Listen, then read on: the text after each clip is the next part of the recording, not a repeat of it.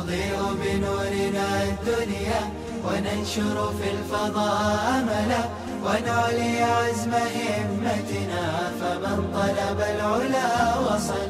الحمد لله رب العالمين والعاقبة للمتقين والصلاة والسلام على سيد الأنبياء والمرسلين سيدنا وحبيبنا وحبيب رب العالمين محمد وعلى آله وأصحابه ومن هدى بهديه إلى يوم الدين. قال الله تبارك وتعالى في كتابه المجيد والفرقان الحميد: أعوذ بالله من الشيطان الرجيم بسم الله الرحمن الرحيم واعتصموا بحبل الله जमीअन वला तफर्रक़ू। अल्लाह रब्बुल इज़्ज़त ने हमें ईमान और इस्लाम जैसी अजीम नियामत से मालामाल किया। इस वक्त उम्मत मुस्लिमा बेशुमार बड़े बड़े फितरों के सामने जूझ रही है। ऐसे हालात में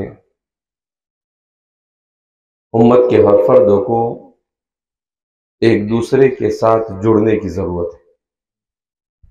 कुरान में अल्लाह फरमाते हैं वअतसिमू बिहब्लिल्लाहि जमीअन वला तफर्रक़ू, कि अल्लाह की रस्सी को मजबूती के साथ थाम लो और तफरक़े का शिकार न हो जाओ। इस्लाम वो मजहब है जिसने दुनिया से हर किस्म की तफरक़ाबाजी को ख़त्म किया। रसूलुल्लाह सल्लल्लाहु अलैहि वसल्लम की जब बैसत हुई तो हर कबीला अपनी दुनिया में मस्त था। हर इलाके में अलग अलग बादशाहतें कायम थी, मगर रसूलुल्लाह सल्लल्लाहु अलैहि वसल्लम ने एक अल्लाह के नाम पर, रसूलुल्लाह ने एक किताब के नाम पर और एक दीन के नाम पर पूरी इंसानियत को बगैर नस्ल के और बगैर किसी किस्म के दूसरे असबाब के एक ही साए तले जमा किया। आप सल्लल्लाहु अलैहि वसल्लम इत्तिहाद के सबसे बड़े दाई थे। इसीलिए नबूवत मिलने से पहले ही अल्लाह ने आपसे कौम को मुत्तहिद करने का काम लेना शुरू कर दिया कि जब उन्होंने काबतुल्लाह को तामीर किया, कुफ्फार मक्का ने, अब तक के रसूलुल्लाह सल्लल्लाहु अलैहि वसल्लम को नबूवत नहीं मिली, तो उनके तमाम कबीलों में मक्का के कबाइल में इख्तिलाफ हो गया। कोई कबीला कहता है कि हजर अस्वद हम उठा कर रखेंगे, दूसरा कबीला कहता है नहीं हम उठा कर रखेंगे। फिर उसके बाद ये तय हुआ कि आइंदा कल जो सबसे पहले मस्जिद हराम में दाखिल होगा उस शख्स की राय के मुताबिक फैसला किया जाएगा। तो इत्तेफाक क्या, अल्लाह की तरफ से निज़ाम था। अल्लाह नबी करीम सल्लल्लाहु अलैहि वसल्लम को इस काम के लिए मुंतखब कर रहे थे, इसलिए नबूवत के मिलने से 10-15 साल पहले ही इत्तेफाक ये हुआ कि सबसे पहले रसूलुल्लाह सल्लल्लाहु अलैहि वसल्लम हरम में दाखिल हुए। तो तमाम सरदारों ने कहा कि भाई ये सादिकुल अमीन है, लिहाजा इनसे हम में से किसी को इख्तिलाफ नहीं, ये जो कहेंगे उस पर अमल करेंगे। अगर अल्लाह के रसूल चाहते तो ये कह देते कि ठीक है, हम लोग मक्का काबतुल्लाह के मुतवल्ली है बनु हाशिम, हम ही उठा कर रख देंगे। मगर नहीं, अल्लाह के रसूल सल्लल्लाहु अलैहि वसल्लम ने ये किया कि एक चादर मंगवाई और हजर अस्वद को उठाकर उस चादर के ऊपर रख दिया और तमाम कबीलों के सरदारों से कहा कि तुम सब इस चादर को पकड़ लो। सब ने चादर को पकड़ा और काबतुल्लाह के पास लाकर हुजूर ने उस पत्थर को अपनी जगह पर रख दिया। तो ये अल्लाह के रसूल सल्लल्लाहु अलैहि वसल्लम नबूवत के मिलने से पहले ज़माने जाहिलियत में पहली मर्तबा ऐसा हुआ कि सारे लोग काफिर होने के बावजूद भी हुजूर के कहने पर मुत्तहिद होकर जहां पर झगड़े के लिए तलवारें निकलने के करीब हो गई थी, उन्होंने अपने सारे इख्तिलाफ दूर कर दिए और हजर अस्वद को अपनी जगह पर लाकर क्या कर दिया, रख दिया। तो रसूलुल्लाह सल्लल्लाहु अलैहि वसल्लम ने मक्का में भी ये काम किया, मदीना पहुंचने के बाद भी रसूलुल्लाह सल्लल्लाहु अलैहि वसल्लम ने यही काम किया। हुजूर तू बराए वस्ल करदन आमदी न बराए फसल करदन आमदी। शायर कहता है कि अल्लाह के रसूल सल्लल्लाहु अलैहि वसल्लम को मुखातब कर कर कि आप तो लोगों को जोड़ने के लिए आए हैं, आप तोड़ने के लिए नहीं आए। इसीलिए कुरान करीम ने रसूलुल्लाह सल्लल्लाहु अलैहि वसल्लम के सिलसिले में बयान किया कि वअल्लफ़ बैन क़ुलूबिहिम अस्बहतुम बिनिअमतिही इख़वाना, कि अल्लाह रब्बुल इज़्ज़त ने औस और खज़रज के दिलों को जोड़ दिया। औस और खज़रज जो जंग बुआस, दो कबीले मदीना में रहते थे, आजू बाजू में रहते थे, मगर 12 साल तक किसी एक छोटे से मसले पर एक दूसरे के साथ जंग करते रहे। बेशुमार इख्तिलाफात थे औस और खज़रज में, मगर रसूलुल्लाह सल्लल्लाहु अलैहि वसल्लम ने ऐसी तरबियत की उन लोगों की कि वो सब के सब एक कलिमा पढ़ने के बाद सगे भाई से ज्यादा एक दूसरे से मोहब्बत करने लगे। सिर्फ एक दूसरे से नहीं, मक्का वालों से उनका कोई इतना ताल्लुक नहीं था। वो कलमा पढ़कर हिजरत कर कर जब मक्का आए तो उनके साथ भी मुआखात का ऐसा सबूत फराहम किया कि मक्का वालों को अपने भाई से ज्यादा दर्जा दे दिया। तो मैं और आप ऐसे नबी से ताल्लुक रखते हैं, ऐसे दीन से ताल्लुक रखते हैं जिस दीन ने सिर्फ और सिर्फ जोड़ना सिखाया, जिस दीन ने सिर्फ और सिर्फ मोहब्बत का दर्स दिया, जिस दीन ने दुनिया से तफरकाबाजी को खत्म किया, जिस दीन ने दुनिया से नफरतों को खत्म किया। रसूलुल्लाह सल्लल्लाहु अलैहि वसल्लम की बिआसत के बाद दुनिया अमन और अमान की आमाजगाह बन गई। न हुजूर से पहले दुनिया कभी ऐसी पुरअमन थी और न आपके बाद आज तक कभी ऐसी पुरअमन हो सकी।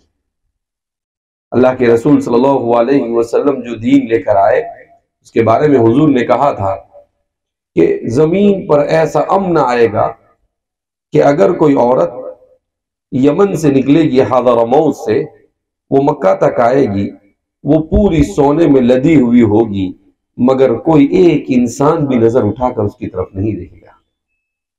फरमाते हैं एक रिवायत के मुताबिक हजरत उमर के दौर में और एक रिवायत के मुताबिक हजरत उमर इब्न अब्दुल अजीज के दौर में ऐसा वाकया पेश आया कि एक औरत खूब सारा सोना पहनकर हजरत मौत से निकली, वो मक्का तक आई, मगर रास्ते में किसी ने उस पर आंख उठाकर भी नहीं देखा। तो ये अल्लाह के रसूल सल्लल्लाहु अलैहि वसल्लम, इस दीन ने दुनिया में 1200 साल हुकूमत की। कितने साल? इंसान की तारीख में कोई मजहब, कोई मसलक, कोई हुकूमत ऐसी नहीं गुजरी जिसने 1200 साल तक हुकूमत की हो।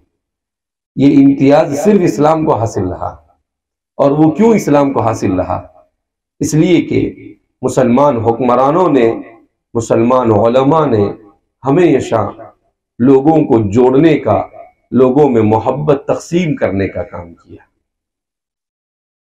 मोहब्बत ये इंसान की फितरत का फितरी तकाजा है, इंसानी फितरत का फितरी तकाजा है, और नफरत ये इंसान की फितरत के खिलाफ है।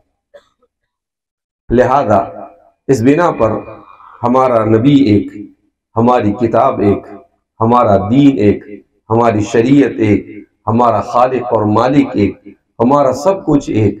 फिर उसके बाद हम आपस में इख्तिलाफ क्यों करें? हमें आपस में मोहब्बत और मवद्दत के साथ रहना चाहिए। ठीक है, ये दुनिया है, जन्नत तो है नहीं कि यहाँ पर इख्तिलाफ नहीं होगा, मगर इख्तिलाफ का तरीका होता है। इख्तिलाफ ऐसे नहीं किया जाता है कि एक दूसरे के साथ नफरत की जाए।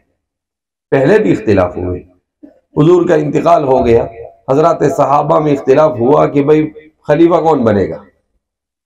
अंसार कहते हैं कि हम में से खलीफा बनेगा, मुहाजिर कहते हैं हम में से खलीफा बनेगा, अहले किताब कहते हैं हम में से खलीफा बनेगा। मगर हजरत अबू बकर खड़े हुए और कहा अल अइम्मतु मिन कुरैश, हुजूर से मैंने सुना है कि अइम्मा तो कुरैश से होंगे। जैसे ही कहा, अच्छा अल्लाह के रसूल सल्लल्लाहु अलैहि वसल्लम ने ये फरमाया है, खत्म हो गया। सहाबा ने अपना सारा इख्तिलाफ खत्म कर दिया और हजरत उमर ने कहा कि अगर हुजूर ने कहा है अल अइम्मतु मिन कुरैश, कि अइम्मा कुरैश से होंगे, तो कुरैश में ए अबू बकर आपसे ज्यादा अफजल कोई नहीं हो सकता है। आप अपना हाथ आगे बढ़ाइए, हम आपके हाथ पर बैत करते हैं। और फिर सारे मदीना वालों ने आपके हाथ पर फौरन बैत कर ली। अभी तो हुजूर की तदफीन भी अमल में नहीं आई थी, उससे पहले आपको क्या बना दिया गया? खलीफा बना दिया सकीफे बनु साइदा में। तो इसलिए मेरे भाई और दोस्तों बुजुर्गों, हमें इस्लाम की कदर करनी चाहिए, हमें कुरान की कदर करनी चाहिए। और अल्लाह रब्बुल इज्जत ने इस मुल्क में हमें ऐसा मौका अता फरमाया, ऐसा माहौल अता फरमाया कि इस माहौल में हमारे लिए दीन के साथ वाबस्तगी आसान हुई। मदारिस की वजह से, मकातिब की वजह से, उलमा की वजह से, दावत और तबलीग की वजह से, खानकाहों की वजह से, ये वो चीजें हैं जिन्होंने चारों तरफ से हमें दीन के साथ वाबस्ता रखा। वरना इस दुनिया में दीन के साथ जीना इस वक्त सबसे बड़ा चैलेंज है। दीन के साथ जीना बहुत मुश्किल है। और ये तो हुजूर ने फरमाया था कि मेरी उम्मत पर एक जमाना ऐसा आएगा कि दीन पर ठहरने वाला ऐसा होगा जैसे अंगारे पर ठहरने वाला, कल क़ाबिज़ अलल जम्रा, कि अंगारा जल रहा हो, जैसे उस पर आदमी टिक कर खड़ा नहीं रह सकता है। ऐसी एक जमाना ऐसा आएगा कि इंसान दीन पर भी नहीं टिक सकेगा। वो हालात देखेगा, वो परेशान होगा, वो कभी खौफ में मुब्तला होगा, कभी मायूसी का शिकार होगा और दीन के बारे में अजीब अजीब तरह की बातें अपने जहन में सोचने लगेगा।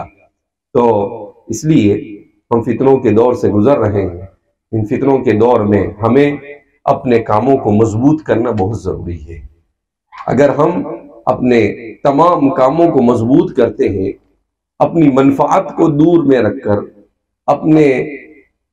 हमारे अपने ख्यालात और अपने अफकार को एक तरफ रखकर सिर्फ इस्लाम का बोलबाला किसमें है, मिल्लत का बोलबाला किसमें है और दीन के साथ वाबस्तगी किसमें है, इसी चीज को सामने रखकर अगर हम इस दुनिया में जीते हैं तो इस सूरत में हमारे लिए इस्लाम पर खुद भी जीना आसान और हमारी नस्लों का भी इस्लाम पर जीना क्या होगा? आसान होगा। अगर हम इस तरह से मुंतशिर हो गए तो इस सूरत में हम भी इस्लाम पर इस्तिकामत के साथ नहीं ठहर सकते और हमारी नस्लों के लिए भी बड़े मसाइल होंगे कि जब वो देखेंगे कि ये तो बड़े ही लड़ रहे हैं, बड़े ही आपस में इख्तिलाफ कर रहे हैं, तो वो सोचेंगे कि चलो अपने भी इनके पीछे इसी सुन्नत को जिंदा करो, अपने भी झगड़ने में और लड़ने के अंदर में जिंदगियां गुजार दो। इसलिए मेरे भाइयों, दोस्तों और बुजुर्गों, हमें अपने तमाम मसाइल को सोच समझ कर हल करने की जरूरत है।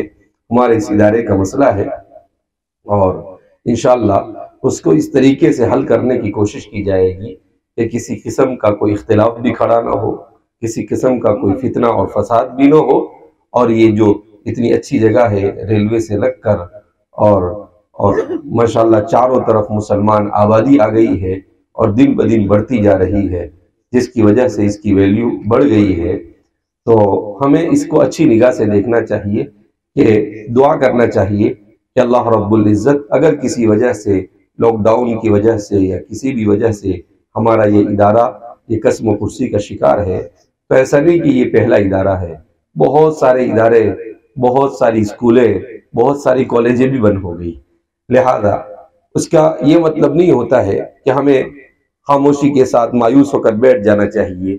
हमें मिल बैठ कर सोचना चाहिए कि भाई किस तरीके से हम अपने इस इदारे को जिंदा कर सकते हैं, किस तरीके से हम ताउन कर कर जिस चीज की उम्मत को जरूरत है, हमारे बच्चियों को, हमारी लड़कियों को ईमान पर बचाने के लिए हमारे लड़कियों के इदारों की जरूरत है, उनके लिए स्कूल की जरूरत है।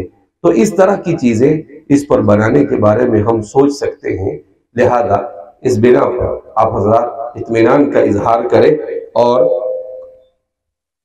कोई भी चीज ऐसी नहीं की जाएगी कि जिसकी वजह से किसी किस्म का कोई इख्तिलाफ क्या हो जाए, कायम हो जाए।